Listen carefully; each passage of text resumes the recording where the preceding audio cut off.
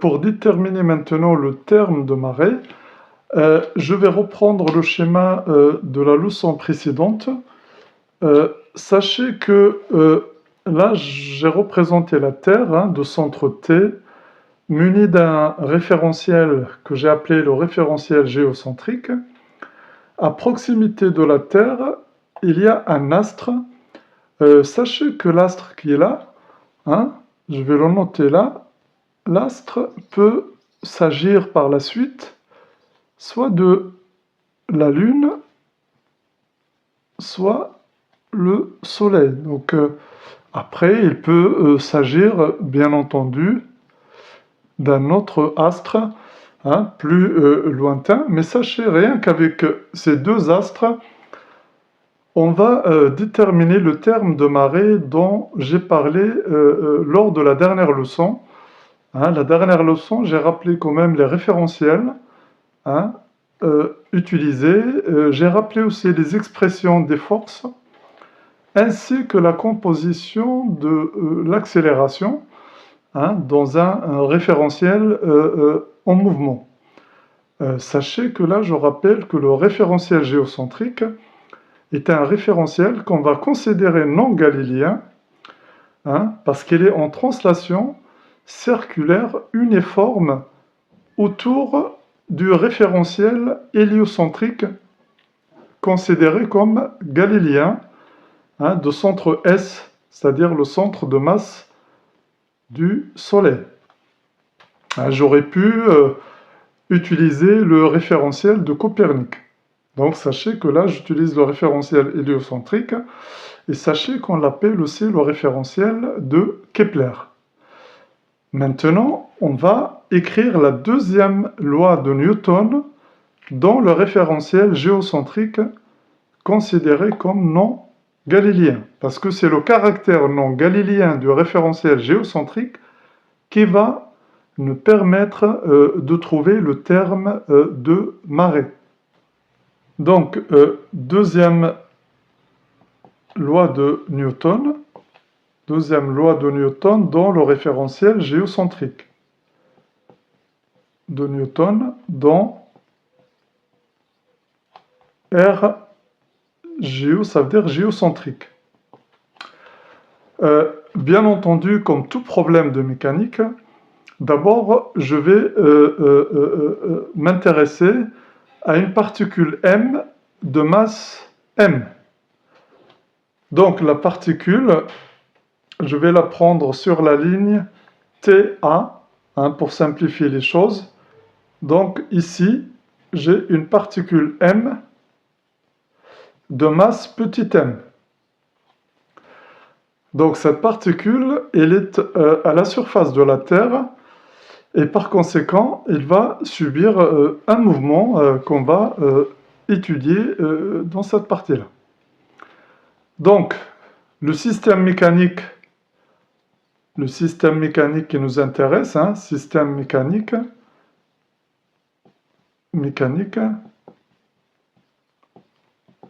le point M, de masse petit m, le référentiel d'étude,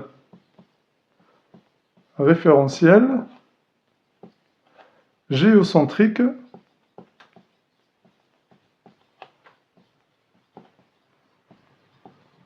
considéré comme non galiléen.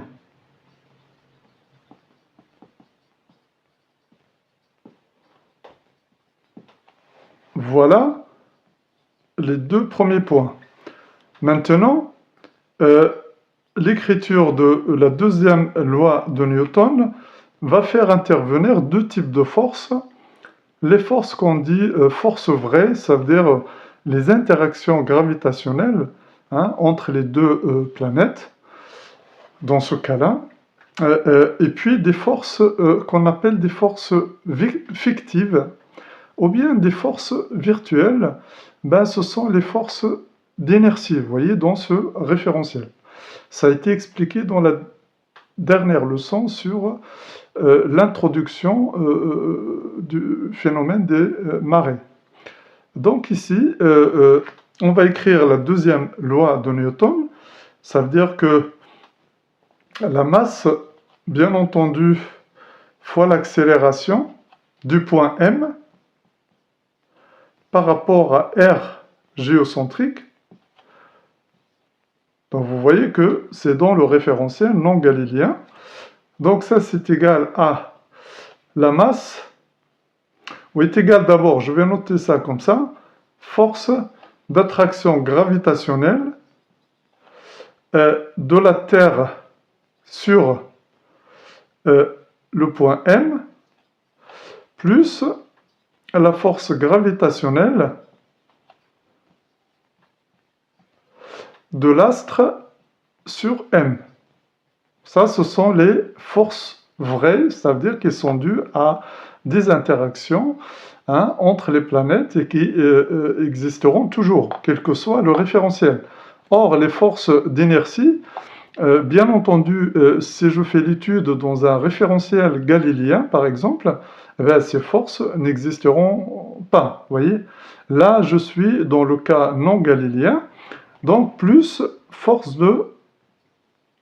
d'inertie d'entraînement, voilà, et plus la force d'inertie de Coriolis.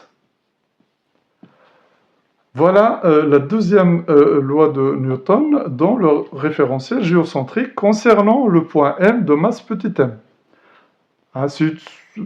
Admettons, c'est une petite quantité, bien sûr, de matière liquide, de masse petit m, et qui va nous permettre, bien sûr, de trouver le terme de marée. Maintenant, je vais expliciter chaque force. D'abord, je vais commencer par dire que le vecteur rotation du référentiel géocentrique par rapport au référentiel héliocentrique est égal à 0. Par conséquent, donc, la force d'inertie de Coriolis, bien sûr, il dépend de ce vecteur rotation. Donc, l'accélération de Coriolis est égale à 0. Et par conséquent, la force d'inertie de Coriolis est égale à 0. Voilà, donc cette force-là, elle est nulle pour la simple raison que le référentiel géocentrique est en translation circulaire uniforme autour du référentiel héliocentrique. Voilà la raison pour laquelle oméga égale à 0, parce que c'est une translation, et la translation, bien sûr, nous indique que les axes, ici, du référentiel géocentrique, restent parallèles aux axes du référentiel héliocentrique durant tout le mouvement. Vous voyez, je l'ai rappelé dans la dernière leçon, c'est comme les cabines dans une grande roue, vous voyez, qu'on trouve dans les foires, par exemple, c'est pareil. La cabine, elle est en translation. Maintenant, la force gravitationnelle, je vais laisser la force d'inertie d'entraînement pour la fin. Donc, la force gravitationnelle de la Terre sur M, donc, est égale à... Donc, sachez que elle est exercée dans le sens contraire du vecteur unitaire U. Donc, c'est moins la constante universelle de gravitation fois la masse petit m fois la masse de la Terre, que j'ai noté mt, sur la distance Tm au carré, c'est-à-dire du centre d'inertie de la Terre jusqu'au point M qui m'intéresse au carré. Vous voyez, c'est la distance au carré. Et n'oublions pas le vecteur unitaire TA. La force gravitationnelle maintenant de l'astre sur M. Vous voyez, je reste général un peu en travaillant sur un astre. Mais après, on appliquera sur la Lune, sur le Soleil, sur n'importe quel astre après. Connaissons la distance, bien sûr, de la Terre à l'astre et la masse de l'astre. Voyez. Donc là, normalement, c'est dirigé dans le sens de UTA. Vous voyez, la force, elle est dirigée comme ça, vers l'astre A. Donc, c'est G, M, fois la masse, faites attention, dans ce cas, c'est la masse de l'astre, divisé par la distance A, M au carré, ou bien MA au carré. C'est pareil, vous voyez, sur cette distance-là, du point M au centre de masse de l'astre. Vous voyez, cette distance-là. Et bien entendu, elle est exercée dans le sens du vecteur unitaire TA. Ces forces, bien entendu, on va les écrire différemment pour simplifier les choses. Donc, je vais encadrer tout ça. Vous voyez, tout ce que je vais mettre en rouge. Vous voyez tout ça. Je vais le noter, bien entendu. Vous voyez, regardez, c'est égal à petit m fois le champ gravitationnel. Attention à ne pas confondre avec l'accélération de la pesanteur. Ça, c'est le champ gravitationnel qui représente tout ce que je viens d'entourer ici. Bien sûr, de la Terre sur M. Voilà. Ici, on va faire pareil. Vous voyez, regardez. Là, je laisse que le petit m et tout ça. Ça peut s'écrire petit m.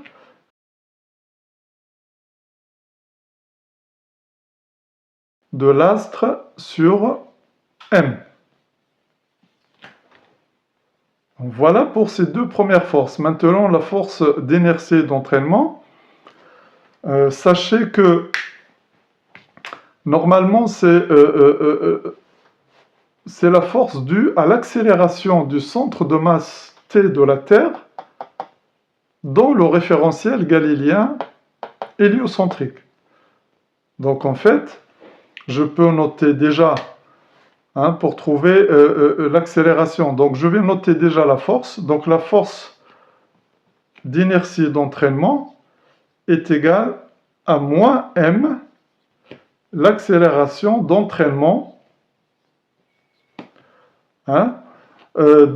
d'entraînement bien sûr, on fait du point M par rapport à RH, en fait on prend ce que l'on appelle par un point coïncident, c'est-à-dire que le M, c'est comme s'il est fixe dans le référentiel géocentrique. Donc en fait, c'est l'accélération du centre de masse de la Terre par rapport au référentiel héliocentrique. Donc voilà ces trois forces.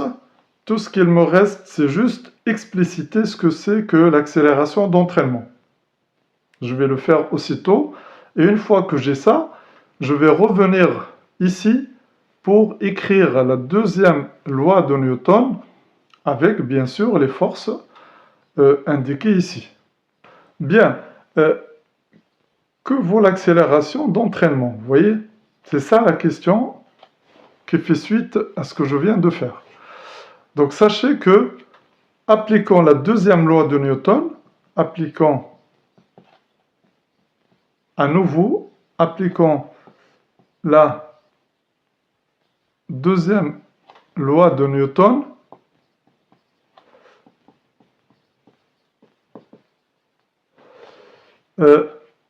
sur, bien sûr, la Terre, sur le système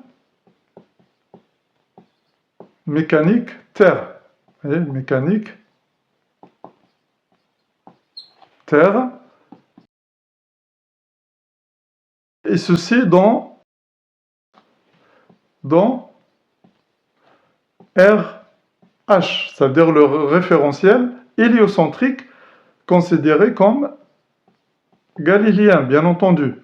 Donc, c'est les galiléens, c'est que on n'aura pas du tout de force d'inertie. Donc, ce qu'on va écrire, c'est, on suppose que dans ce cas-là, que toute la masse de la Terre elle est concentrée au point T. Vous voyez, c'est comme la mécanique du point matériel. Donc, j'ai mt, accélération de t par rapport à RH. Vous voyez, l'accélération par rapport... Et ça, c'est égal, bien entendu, aux forces exercées sur la Terre. Mais des forces vraies. Pourquoi? Parce que le référentiel est galiléen. Donc, en fait, c'est la masse de la Terre, voilà, multipliée par le champ gravitationnel de l'astre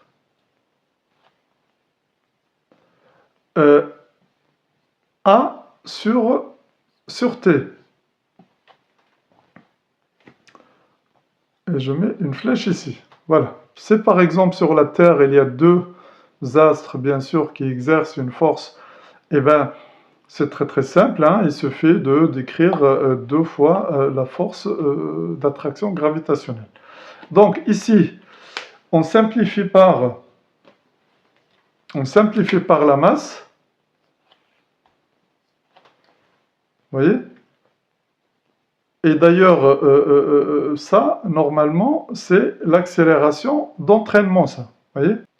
Ce qui nous donne, bien sûr, l'accélération d'entraînement. Pourquoi l'accélération d'entraînement? Puisque c'est l'accélération du centre de masse de la Terre par rapport dans le référentiel galiléen RH. C'est ce qu'on vient de trouver ici. Par conséquent, A, l'accélération d'entraînement ici, c'est le champ gravitationnel de l'astre A sur T. Et donc la force d'inertie maintenant, d'entraînement, voilà, c'est moins M et G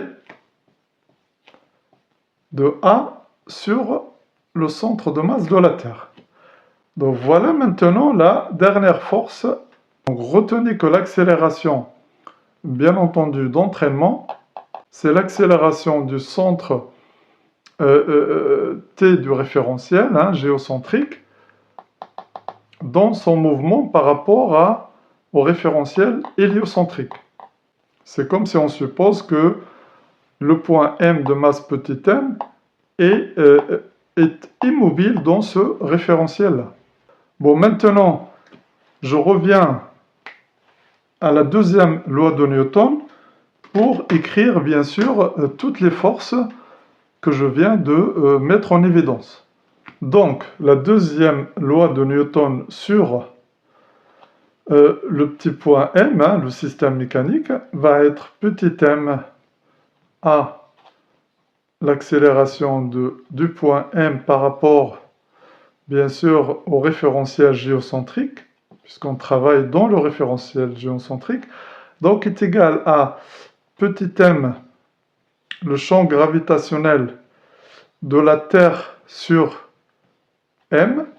Bon, ça c'est l'attraction de la Terre sur le point M, plus M, le champ gravitationnel, bien sûr, de l'astre sur M, parce qu'elle exerce aussi une force d'attraction dirigée vers l'astre, vous voyez, qui est donnée par cette expression, et moins M, l'attraction gravitationnelle, bien sûr, de l'astre sur le centre de masse de la Terre.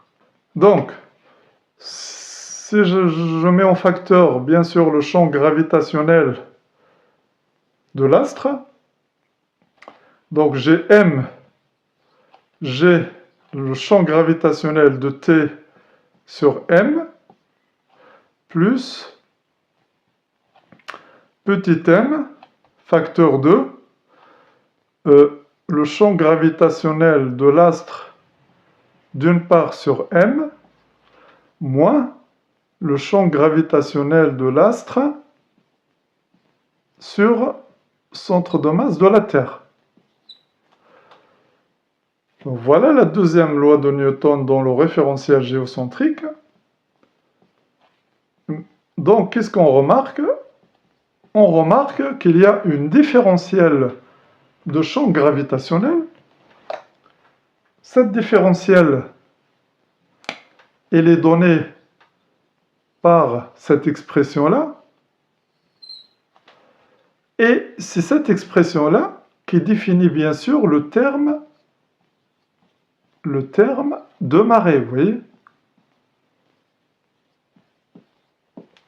Le terme de marée est composé par l'attraction gravitationnelle de l'astre sur, bien sûr, le point M, moins l'attraction gravitationnelle de l'axe sur la Terre, mais en son centre, T. Donc, on va s'intéresser à cette représentation-là. Donc, c'est ça qui donne le phénomène de marée. Et déjà ici, on peut faire un schéma pour voir un petit peu comment les forces s'orientent sur la Terre et puis sur le point de masse petit m, le point M. Bien, donc, comme conclusion déjà de la deuxième loi de Newton dans le référentiel géocentrique, c'est l'écriture de la force de marée. Voilà, la force qui est responsable des marées, c'est M. C'est la masse, ça peut être la masse d'un liquide, ça peut être la masse d'un solide. Sachez que pour les solides, bien sûr, leur inertie empêche tout mouvement, parce que cette force de marée, on va la voir, il est très très faible, mais comme les corps liquides sont facilement déformables, et par conséquent, il y a une action visible, et cette action bien sûr visible, ça concerne les marées. Donc, c'est le champ gravitationnel de l'astre sur M, moins le champ gravitationnel de l'astre sur le centre de masse de la Terre, exercé au centre de masse de la Terre. Donc ça, c'est la force des marées. On va la voir sur un schéma, c'est-à-dire représenter ces forces et voir un petit peu les marées hautes, les marées basses, etc. Et ensuite, on va aller un peu plus loin, vous allez voir, parce que dans les exercices, dans les problèmes d'examen, on peut partir de cette force de marée pour trouver une expression très simplifiée de cette force. On le verra juste après. Je reviens sur la force de marée. Donc on a trouvé que c'est une différentielle, bien sûr, gravitationnelle, qui est donnée par cette expression-là. Retenez que l'astre agit sur le point M et sur le centre de la Terre. Et c'est cette différence entre ces deux actions qui donne, bien sûr, la force de marée. J'ai exprimé les forces de cette façon, avec les distances au carré. Comme ça, on va voir un petit peu l'importance de chaque force en chaque point. Regardez bien, l'astre, c'est le point M se trouve de ce côté-là, vous voyez. L'astre exerce une force de cette taille-là. Sachez que l'échelle n'est pas respectée, mais c'est surtout comprendre un petit peu l'application de la force de marée. Maintenant, l'astre, il exerce une force, mais sur le centre de la Terre. Donc vous voyez que elle est plus petite, bien sûr, que celle exercée sur M. Pourquoi? Eh bien, parce que la distance TA, elle est beaucoup plus grande que MA. Et, bien sûr, elle est au dénominateur. C'est pour cela que la flèche est plus petite que ça. Sachant que c'est une différentielle. Ça n'est pas une addition, vous voyez? Donc, qu'est-ce qu'on fait? Eh bien, à cette force exercée sur M, on soustrait la force de l'astre sur la Terre. C'est-à-dire, on soustrait cette partie-là. Donc, vous voyez que si cette partie-là, je la mets là, vous voyez, pour faire la soustraction, comme ça. Donc, la force de marée dans cette zone-là va être la différentielle que je vais noter en vert. Vous voyez? Ça, c'est la force de marée. Vous voyez? Donc, vous avez compris que à cette force-là, je soustrais celle-là. Je la soustrais. Donc, vous voyez, je l'ai mise dans le sens inverse. Et bien entendu, le différentiel donne une force qu'on appelle la force de marée. Donc ça, c'est la marée haute à droite, du côté de l'astre. Mais comment ça se fait qu'on a une autre marée haute de l'autre côté? Donc j'ai pris M ici. Donc remarquez bien que l'action de l'astre sur M, elle est encore plus petite. Pourquoi? Parce que M, elle est encore plus loin de l'astre A. Donc voilà, j'ai représenté cette force avec cette flèche-là. Sachez que ces forces-là, je peux les noter.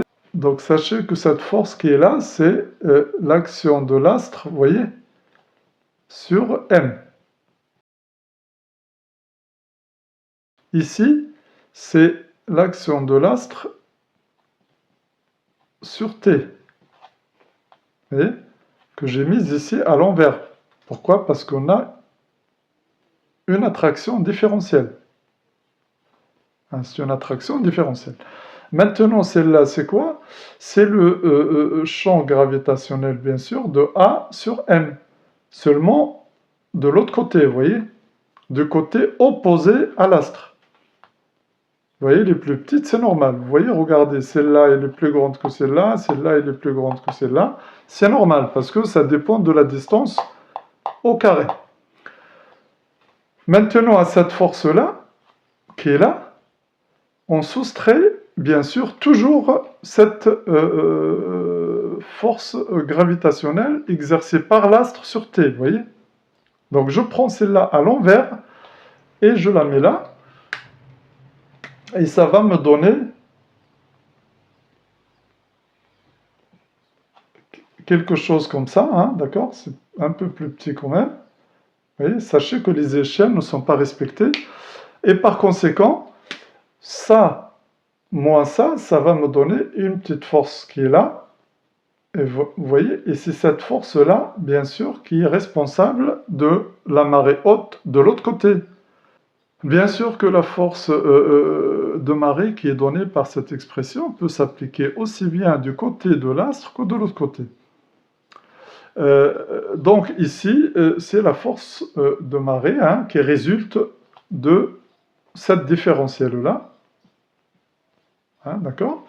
Maintenant, sur le côté perpendiculaire à cet axe-là, il y a des marées basses. Eh bien, on va voir un peu pourquoi. Vous voyez que l'attraction de l'astre sur M à cette taille-là, sur T, elle a cette taille-là. Donc ici, la distance, bien sûr, si je prends M ici, un autre M ici, cette distance, elle est encore plus grande que T, donc ça va être quelque chose, on va dire, voilà, plus petit un peu comme ça. Voilà, je vais la noter comme ça. Là, c'est pareil aussi, vous voyez, donc là, il y a aussi l'action de l'astre ici. Donc cette force-là, elle est plus petite que ces deux forces. Bon, maintenant, si je fais la soustraction, je vais mettre cette force-là qui est là, et puis là aussi pareil, comme ça. Vous voyez? Je prends toujours cette force que je mets dans le sens contraire, et la soustraction va me donner deux forces qui agissent vers l'intérieur de la Terre, vous voyez, comme ça. Donc vous voyez bien que c'est comme s'il y a un étirement de la Terre, vous voyez. Vous voyez, c'est comme si on prend la Terre entre ces deux points et on étire un petit peu, vous voyez. Ici, je viens de faire une représentation, bien sûr, des forces de marée due à l'attraction différentielle gravitationnelle de l'astre sur la Terre. Donc, vous voyez, il y a plusieurs forces, etc. J'espère que c'est un petit peu clair. Donc, sachez que si maintenant on veut représenter, bien sûr, ça baisse un petit peu, donc je vais faire un peu comme ça. Là, c'est pareil aussi. Donc, comme ça. Là, c'est comme ça. Et là, c'est comme ça. Bien, c'est comme si vous prenez, regardez, je vais refaire le schéma ici. Bon, ici, il y a un rétrécissement.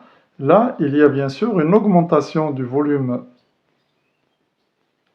Il y a un bourrelet ici, vous voyez. Donc, ça vient ici.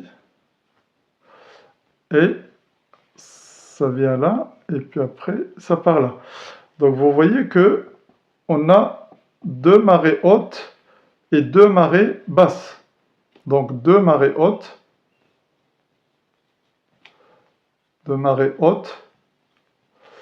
et deux marées basses par 24 heures. Par 24 heures. Et sachant que la Lune tourne autour de la Terre, sachez que c'est un peu plus compliqué que ça. En fait, le système Terre-Lune, si je parle de la Lune ici, hein, ça c'est l'astre, mais si je le prends comme étant la Lune par exemple, sachez que Terre-Lune, hein, ça c'est la Terre ici, hein, Terre-Lune tourne autour d'un point qu'on appelle le barycentre. Je vais le noter G, en sachant que le centre de la Terre, il est là. Normalement, il se trouve à 1000 km en profondeur. Vous voyez, vous partez de la croûte, de la surface terrestre, et si on arrive à 1000 km de profondeur, on est vers le barycentre de masse, vous voyez. Hein, parce que la Terre, elle est beaucoup plus massive que la Lune, et bien le barycentre des deux masses Terre-Lune se trouve dans la Terre. Vous voyez, à 1000 km, c'est comme si vous prenez une balance comme ça. Donc ici, c'est la Terre, et là, c'est la Lune, vous voyez. C'est-à-dire que à ce point-là, on a un équilibre, vous voyez. Si la masse de la Terre et de la Lune était égale, on aurait un équilibre de la balance à égalité, vous voyez, de distance par rapport à l'équilibre. Vous voyez, ça c'est la Terre, ça c'est la Lune. Si les masses étaient égales, on aurait ça. Or, la masse de la Terre, elle est largement plus grande que celle de la Lune. Et bien, l'équilibre se trouve à l'intérieur de la Terre, vous voyez. Donc ça, c'est faux, ça. Bien entendu, les deux marées hautes ne se produisent pas à la même heure, hein, toutes les 24 heures. Pourquoi? Parce qu'on a dit que la Lune est en rotation, bien sûr, autour du point G, qui est le barycentre de masse Terre-Lune. Et par conséquent, il y a un décalage entre les marées hautes par jour, décalage de 50 minutes, vous voyez, dû à cette rotation-là. Donc, il y a toujours un décalage de 50 minutes d'un jour à l'autre, hein, entre les marées hautes, hein, observées sur Terre. Voilà une première approche sur le terme de marée. Donc, qu'est-ce qu'on vient de faire? Je rappelle rapidement, bien sûr, les grandes lignes. Il faut savoir écrire les forces d'attraction gravitationnelle, ça c'est important. Il faut savoir déterminer l'accélération d'entraînement, hein, d'un référentiel mobile par rapport à un référentiel galiléen. Donc là, il faut regarder bien sûr le cours de mécanique du point matériel, et vous trouverez ça.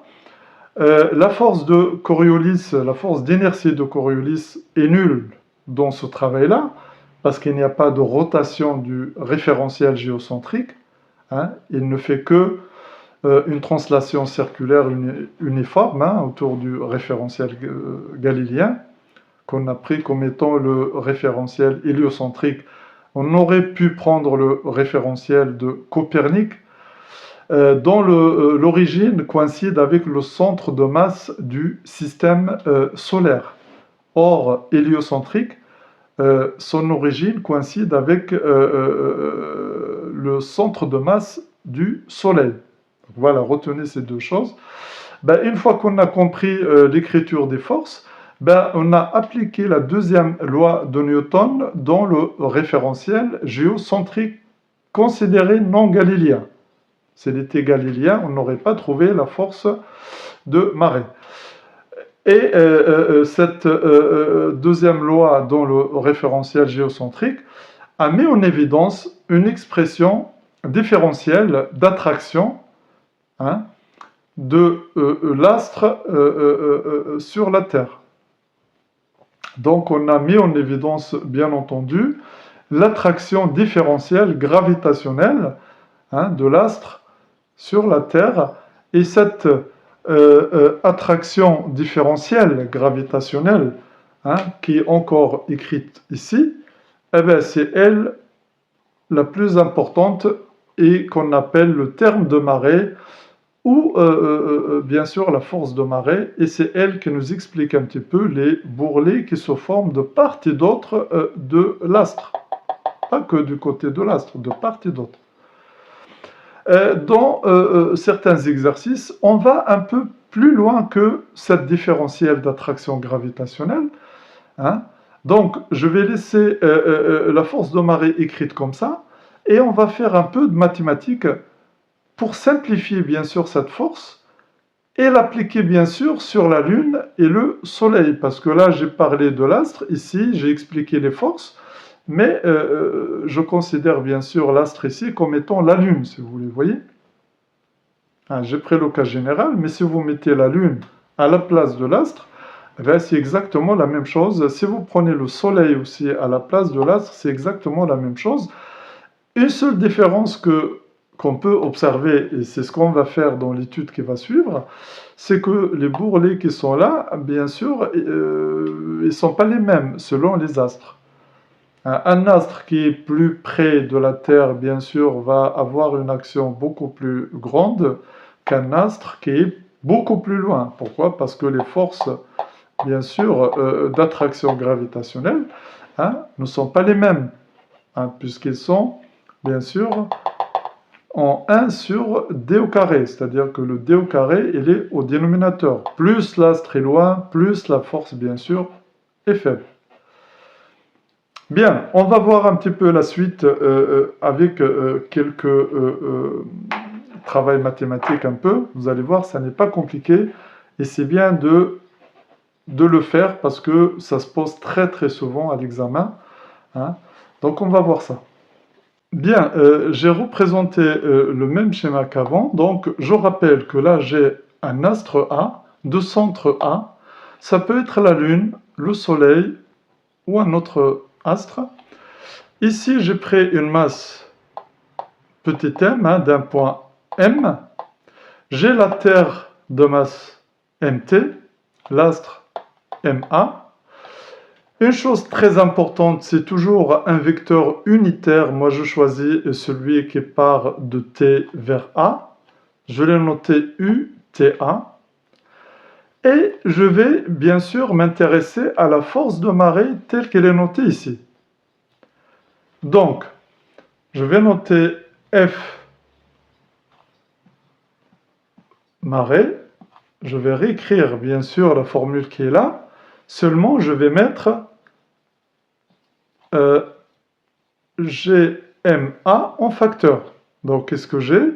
Il me reste 1 sur AM au carré, moins 1 sur AT au carré.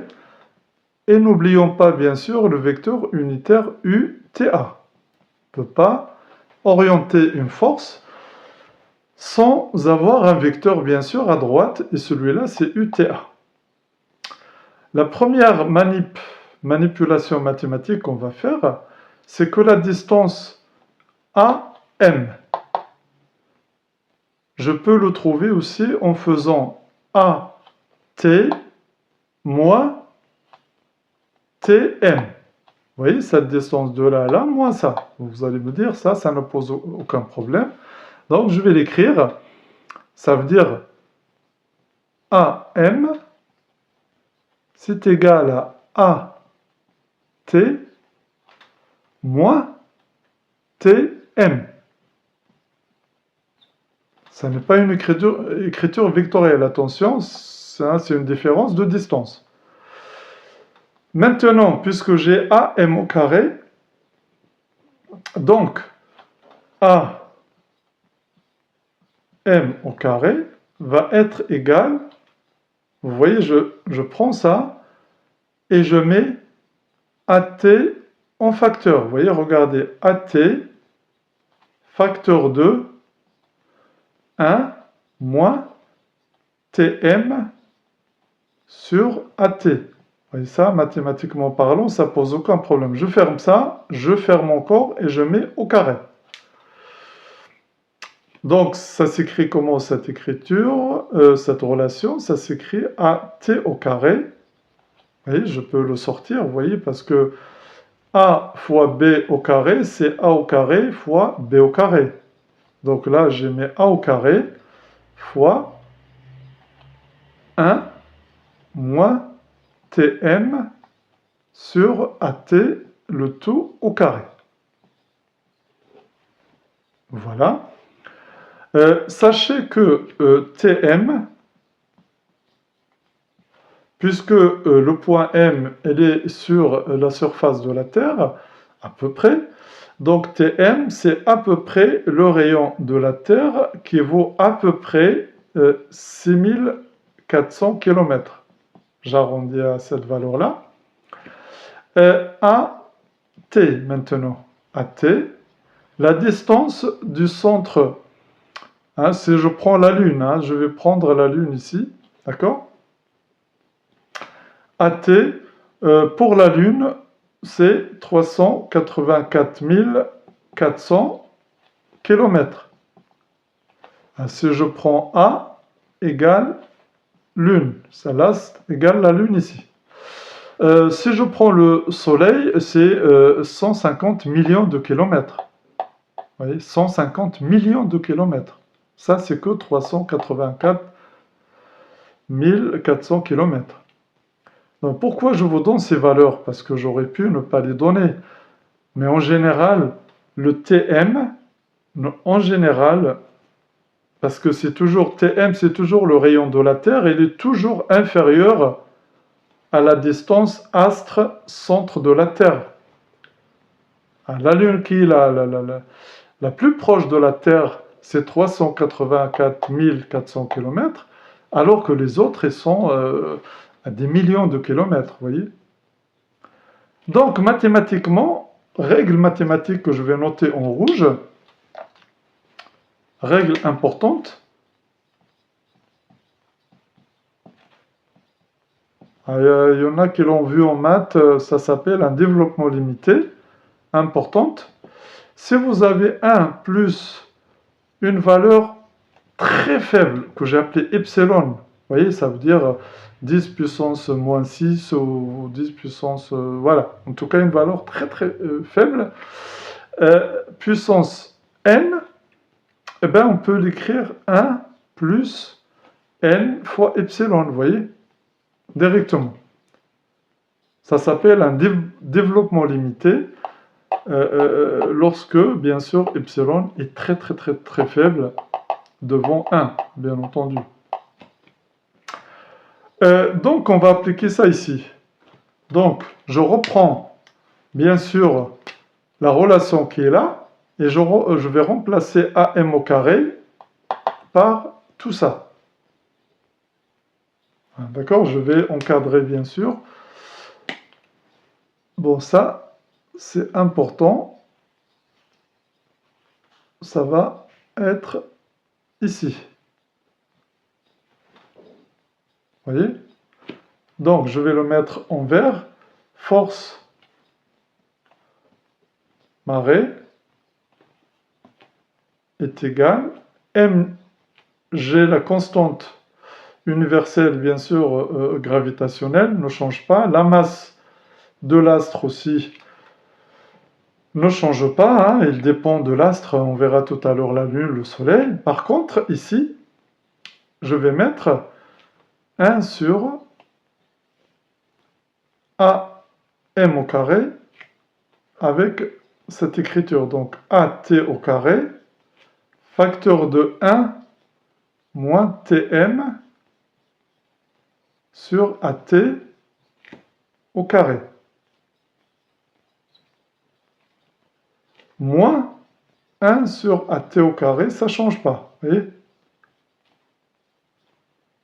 Et tout ça, vecteur unitaire UTA. Bien. À partir de cette expression, je peux mettre 1 sur AT au carré en facteur, vous voyez? Donc je vais le faire. Vous voyez, c'est vraiment un peu de mathématiques, mais très demandé dans les exercices. C'est à vous de voir si vous voulez vous arrêter au terme de marée tel que je l'ai trouvé avant, ou bien aller un peu plus loin. Moi, je vous conseille d'aller un peu plus loin. Donc, la masse de l'astre divisée par AT au carré. Facteur de 1 sur... Donc, qu'est-ce qui reste? Il reste 1 moins Tm sur AT au carré moins 1. Et tout ça, vecteur unitaire UTA. Donc vous voyez que cette expression qui est là, regardez, je vais la mettre de côté pour vous montrer ça. Ici, j'ai 1 sur 1 moins Tm sur AT, le tout au carré. Ça, je peux l'écrire comme ça, vous voyez? 1 moins Tm sur AT puissance moins 2. Vous voyez? Puisqu'il est au dénominateur, si ça monte au numérateur, ça donne moins 2. Et là, je suis dans cette approximation-là, vous voyez?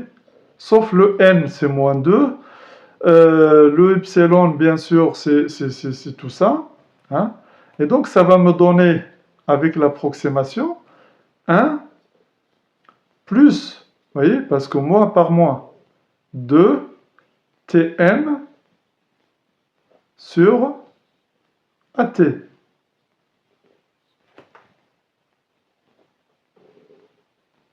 Et donc, c'est ça que je vais écrire ici, là.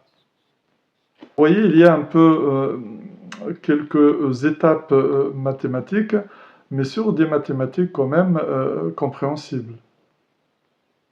Donc là, ce que je vais faire maintenant, je vais partir de là maintenant. Bien, donc ça donne quoi cette écriture-là? Hein, je vais la faire là.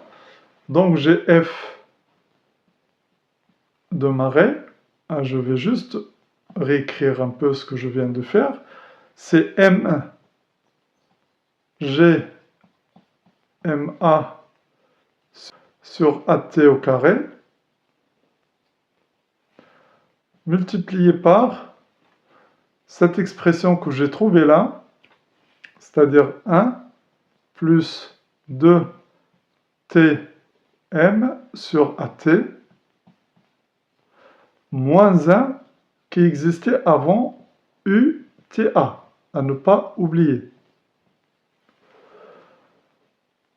Donc voilà, de là, j'arrive à là. Bon, maintenant, bien sûr, on simplifie par 1 et moins 1. Sachant que Tm, je vais la remplacer par le rayon, bien sûr, de la Terre. Voilà. Et donc, la force de marée, finalement, va s'écrire, et on arrive à la fin. M, c'est la masse, bien sûr, du point M. G, c'est la constante gravitationnelle. M, A, c'est la masse de l'astre, divisé par A, T au cube. Donc, vous voyez que là, c'est inversement proportionnel à AT au cube, fois de RT avec le vecteur unitaire quand même UTA. Donc cette force, je peux l'écrire de cette façon. Donc F marée égale. Donc je vais mettre le 2 G M. Sachez qu'on peut l'écrire comme on veut. A R T divisé par A T au cube U T A. Donc vous voyez que cette force-là, bien entendu, c'est la force exercée. Vous voyez, on peut calculer ça, par exemple, pour la Lune. Je peux trouver la masse de la Lune, RT de la Terre, j'ai les données. La masse aussi, on peut l'avoir, hein, la masse petit m. Et AT au cube, c'est-à-dire la distance Terre-Lune qui vaut 384 400 km. Vous voyez? Donc cette force-là, bien sûr, elle est dirigée selon TA, le vecteur UTA. Vous voyez que notre démonstration est correcte, puisque je trouve une force dirigée comme ça, et c'est cette force qu'on a trouvée avant, avec bien sûr plein de vecteurs force, etc. Vous voyez que là, c'est simple maintenant. On a l'expression, on peut calculer bien sûr cette force. C'est maintenant, ça c'est du côté de l'astre. C'est maintenant, on se trouve de l'autre côté de l'astre, c'est-à-dire c'est le point M, il est là. Le point M est là. Normalement, on doit trouver exactement la même chose, sauf avec un moins ici. Ça veut dire que la force, elle est dirigée, bien sûr, vers la gauche. Donc, je vais vous montrer un petit peu la démarche. C'est exactement la même chose que ce qu'on vient de faire. Je vais vous donner juste la différence entre les deux. Bien, si maintenant le point M se trouve de l'autre côté, bien sûr, de la Terre, comme ici. Sachez qu'on part toujours de la force de marée trouvée précédemment. Donc je vais la réécrire ici, regardez. F marée égale M G MA. C'est toujours la même relation de départ. AM au carré, ça ne change pas.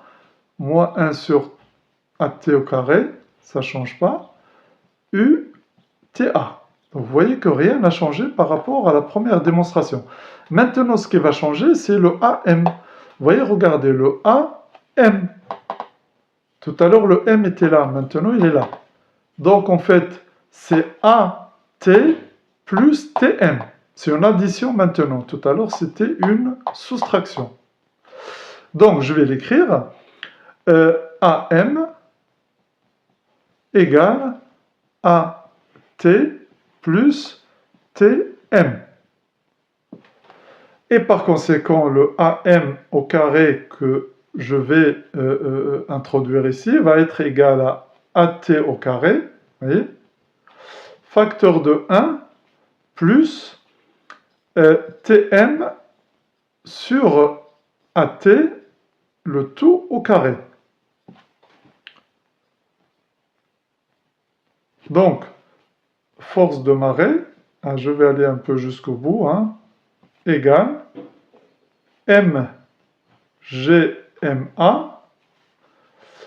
facteur 2, maintenant je vais remplacer AM au carré par tout ça, 1 sur AT au carré, facteur de 1 plus TM sur AT au carré, bien entendu, moins 1 sur AT au carré qui ne change pas, et UTA à ne jamais oublier. Je vais mettre AT au carré, donc F marée égale à GMA sur AT au carré, facteur 2, 1 sur ce qui reste, 1 plus TM sur AT, le tout au carré, faites attention à ça, moins 1 sur AT au carré, tout ça c'est UTA. Donc vous avez compris, si cette expression monte au numérateur, ça devient moins 2, et on obtient 1 moins, vous voyez, regardez, je vais le faire là, ce sera la fin, marée, égale à MGMA sur AT au carré, fois 1 moins 2TM sur AT, moins 1 UTA. Vous voyez que je simplifie par 1 et moins 1, et je trouve moins 2 GM MA. Le TM, je vais le remplacer directement par RT, divisé par AT au cube, UTA. Vous voyez, regardez, on trouve bien sûr une force opposée au vecteur unitaire qui est là. Et cette force-là n'est rien d'autre que, bien sûr, la force de marée que je viens de trouver. Vous voyez, cette force-là. Donc vous voyez maintenant, j'ai les expressions des forces. Tout à l'heure, je ne les avais pas, mais quand même, je les ai représentées par des forces séparément, tout à l'heure. Bon, là, j'ai les deux forces, la force qui agit du côté de l'astre et la force qui est de l'autre côté de l'astre, sur la Terre. Et vous voyez que c'est inversement proportionnel au cube de la distance astre-Terre. Vous voyez le centre de l'astre au centre de la Terre.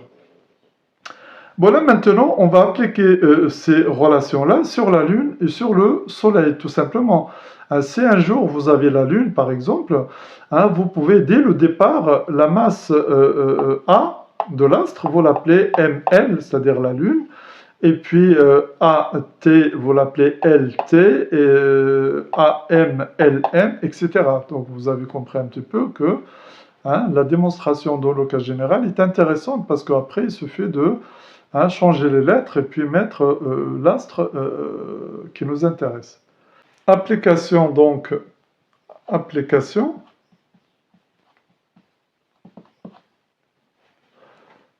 Donc pour la Lune,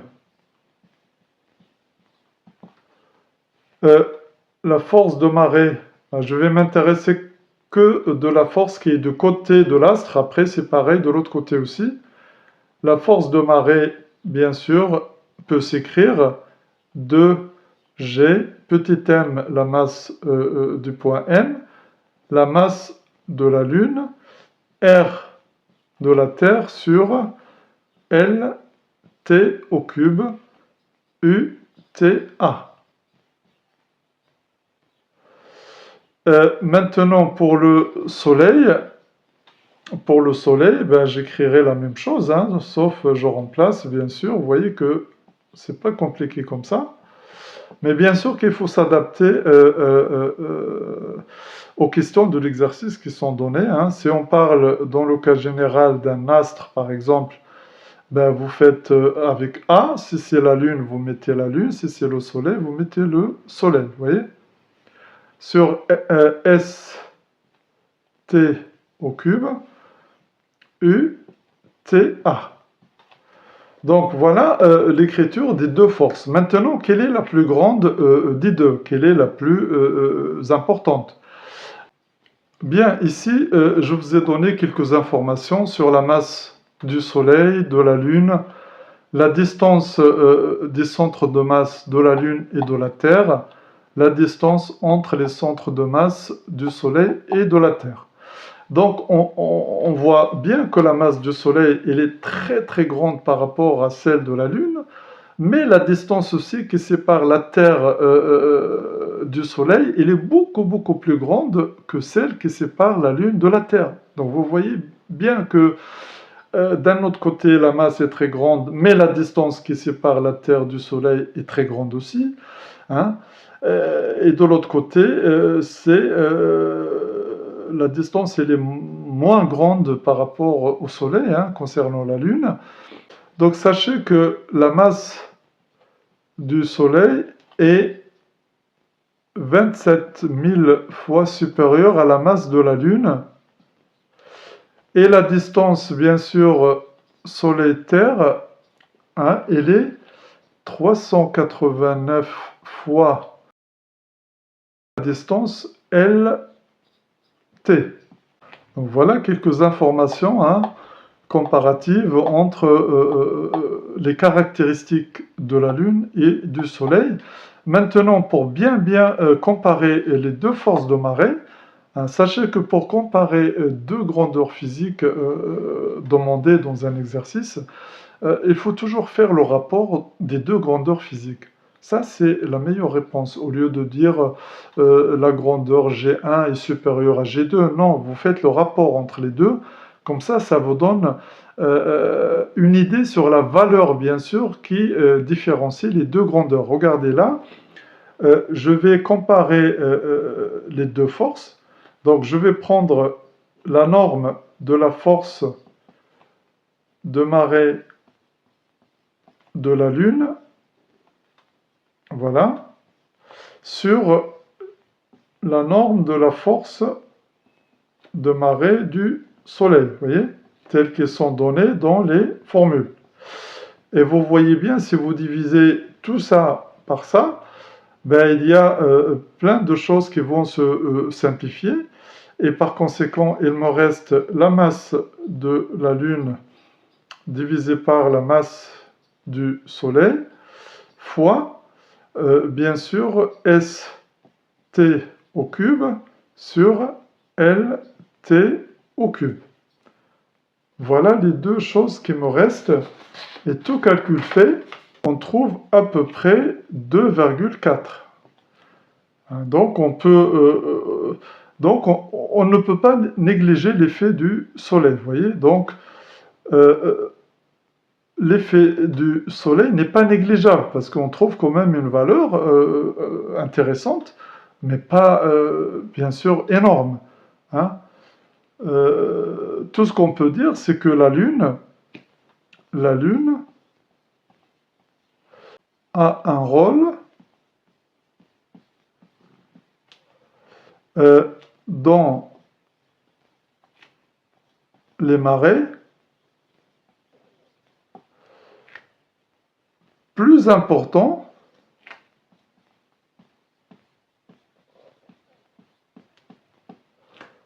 que le Soleil, vous voyez, que le Soleil. Donc sachez que, bien entendu, l'influence du Soleil, elle est toujours présente, bien sûr, et elle est d'autant plus présente quand les trois astres sont alignés, c'est-à-dire la Lune, le Soleil et puis la Terre. Et on ne peut pas, bien sûr, négliger l'effet du Soleil, bien entendu, hein, l'effet du Soleil. Donc, vous voyez tout à l'heure, quand j'ai représenté les forces, bien sûr, j'ai pris en compte un seul astre, mais si vous avez deux astres qui ont, bien sûr, une action sur le point M, eh bien, vous voyez, on a les deux forces qui s'additionnent. Hein, celle-là, par exemple, de la Lune, par exemple, et j'écris celle du Soleil, et puis ils s'additionnent, vous voyez, comme l'addition de deux vecteurs en mathématiques, tout simplement. Juste une petite remarque maintenant sur, bien sûr, les grandes marées et les marées faibles. Sachez que l'échelle n'est pas respectée ici. Si le Soleil est aligné avec la Terre et la Lune, comme sur ce schéma-là, on dit que là, on est dans la nouvelle lune. Ça s'appelle la nouvelle lune ici, quand la lune, elle est entre la Terre et le Soleil. Puisque la lune, bien sûr, tourne autour du barycentre Terre-Lune, hein, que j'ai expliqué tout à l'heure, ben, sachez quand elle arrive là, et le Soleil ici, on dit que c'est la pleine lune. Ah, et les deux quartiers, c'est ici, là et là, hein, les quartiers de la lune. Donc moi, ce qui m'intéresse, c'est soit ce schéma, hein, nouvelle lune, soit le schéma de la pleine lune que je ne vais pas faire, hein, c'est juste la lune qui est de l'autre côté de la Terre. Mais comme ils sont alignés, eh ben, l'effet, bien sûr, des deux forces de marée s'additionne. Vous voyez? Admettons que ça, c'est la lune. Après, il y aura une autre force qui va s'additionner, hein. Je vais la mettre là, l'échelle n'est pas respectée, hein, d'accord? C'est ici. Donc, c'est la force de marée du Soleil, par exemple. Donc, vous avez l'addition des deux. Et donc, le bourrelet, au lieu qu'il soit à ce niveau-là, il va être encore plus grand. Et de l'autre côté, c'est pareil. Hein, je n'ai pas la place ici, c'est pareil là. Donc vous voyez que ces marées portent un nom, c'est des marées, les marées de vive eau, hein, vous trouverez ça sur des livres ou sur Internet. Mais sachez qu'il y a des positions du Soleil où la marée, bien sûr, elle est très très forte, et dans ce cas-là, bien sûr, ils sont alignés, soit de cette façon-là, soit la Lune de l'autre côté, hein. Si c'est pas aligné comme ça, eh ben, la marée, bien entendu, hein, diffère selon la position de la Lune par rapport à la Terre et par rapport au Soleil. Donc voilà pour cette leçon. Bon courage et à la prochaine.